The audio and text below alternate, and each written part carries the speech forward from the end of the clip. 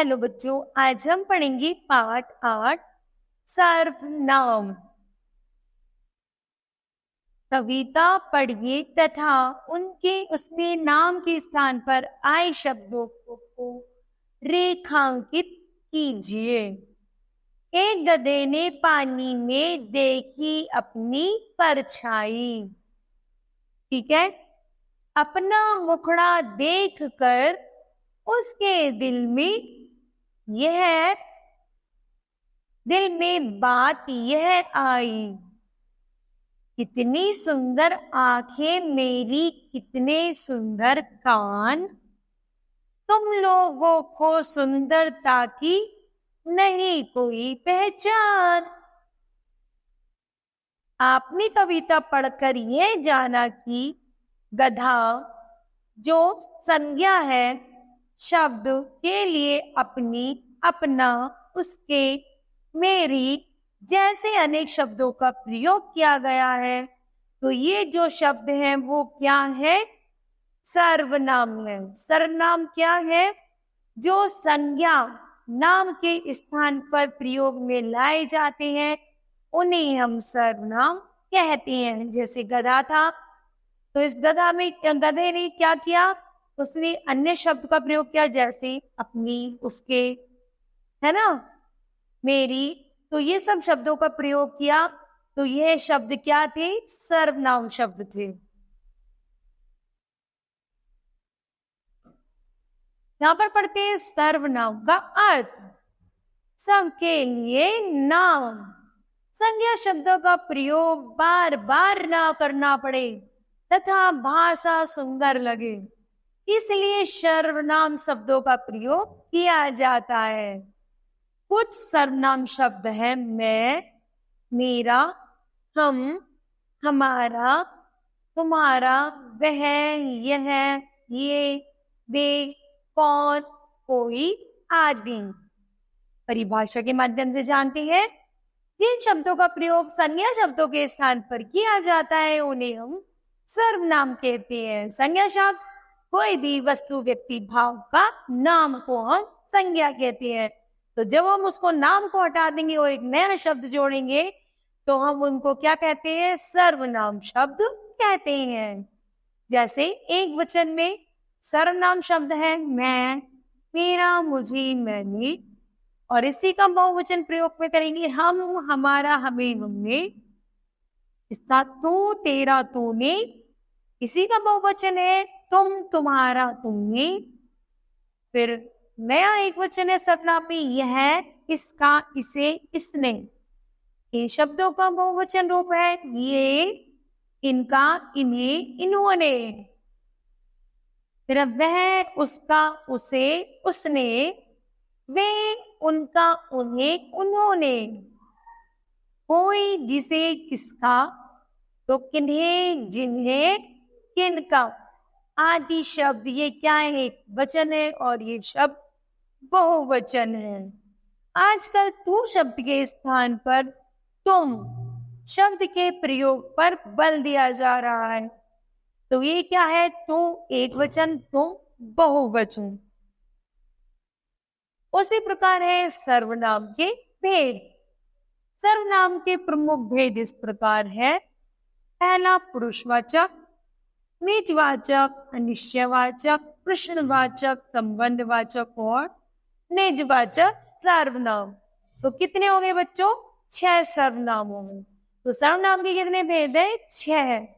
तो पहले पढ़ते हैं। पहला पुरुषवाचक सर्वनाम, बोलने वाला, सुनने वाला तथा अन्य व्यक्तियों के लिए प्रयोग किए जाने वाले सर्वनाम पुरुषवाचक सर्वनाम कहलाते हैं। जैसे मैं पानी पीता हूं, तो मैं कौन हूं? सब अपने आप के लिए कहने वाला हूं और मैं कह रहा हूं मैं पानी पीने वाला हूं।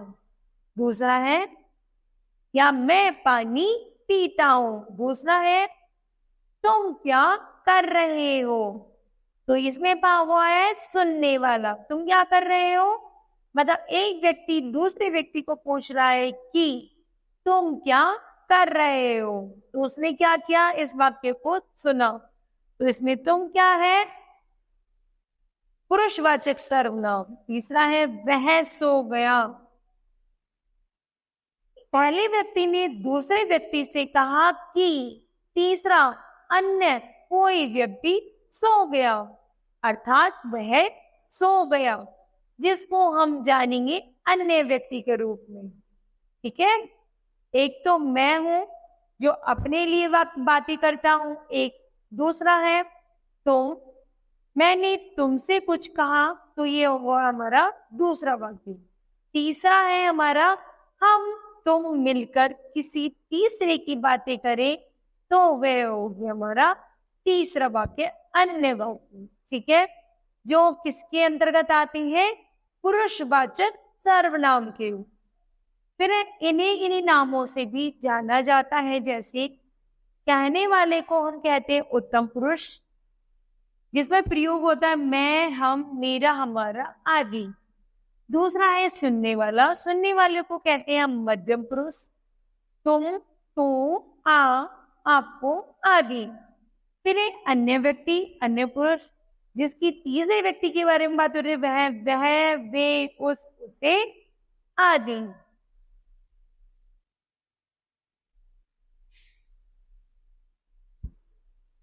फिर है निश्चयवाचक सर्वनाम।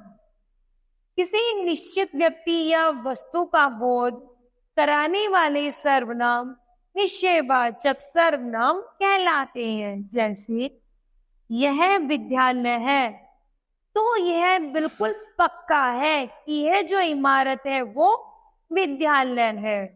तो यहाँ पर जब हमें किसी चीज की निश्चित चीज का बोध हो जाए तो वो निश्चयवाचक सर्वनाम कहलाता है। दूसरा उदाहरण जानते हैं, वह अस्पताल है, तो जो इमारत बनी हुई है वह पक्का अस्पताल है, किसी का घर नहीं है। तो जब हम किसी में पक्का, श्योर, निश्चित हो जाए तो वह निश्चयवाचक सर्वनाम कहलाता हो। फिर है अनिश्चयवाचक सर्वनाम। किसी अनिश्चित व्यक्ति या वस्तु का बोध करने वाले सर्वनाम अनिश्चित वाचक सर्वनाम कहलाते हैं। जैसे कोई दरवाजे पर है, मतलब जैसे दरवाजा बजाओ तो अंदर वाली लड़की अनुमान लगा रही है कि कोई दरवाजे पर है, मतलब उसे पक्का नहीं पता कि दरवाजे पर उसकी माता है, पिता है, कोई रिश्तेदार है या पड़ोसी है, बस ये पता है कोई दरवाजे पर है। जिसका हमें पक्का विश्वास ना हो, पक्का ना हो, उसी को हम अनिश्चयवाचक सर्वनाम कहते हैं। दूसरा है शरबत में कुछ गिर गया है, हमें पक्का नहीं पता है कि शरबत में क्या गिरा, बस ये पता है कुछ गिर गया है, तो वहां पर होता है अनिश्चयवाचक सर्वनाम।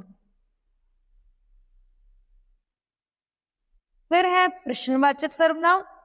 प्रश्न पूछने के लिए जिन सर्वनामों का प्रयोग किया जाता है वे प्रश्नवाचक सर्वनाम कहलाते हैं। जैसे कौन कौन चलने के लिए तैयार है, तो यहाँ पर प्रश्न किया कि बताओ कौन कौन चलने के लिए तैयार है। दूसरा प्रश्न है तुम्हें किससे मिलना है, जैसे कि हम किसी से बातें करने या कोई आता है हमारे घर तो हम पूछते हैं तुम्हें किससे मिलना है।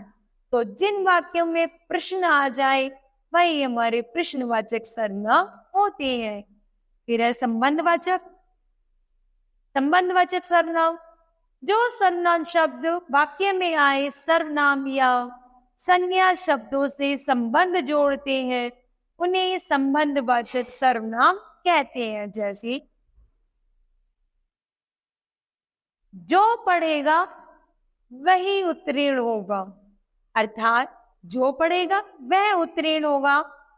तो हमने संज्ञा और सर्वनाम को क्या कर दिया, जोड़ दिया, उनमें संबंध बना दिया। पढ़ोगे तो उत्तीर्ण होगे, नहीं पढ़ोगे तो उत्तीर्ण नहीं होगे।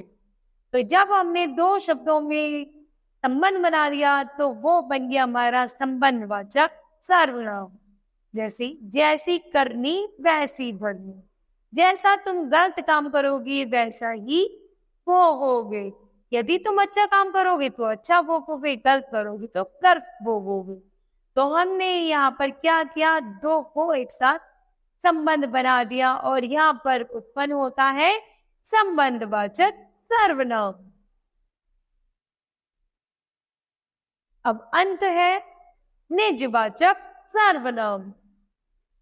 जिन सर्वनामों का प्रयोग स्वयं के लिए किया जाता है वे निजवाचक सर्वनाम कहलाते हैं। जैसे मैं वस्त्र स्वयं सिल लेती हूँ।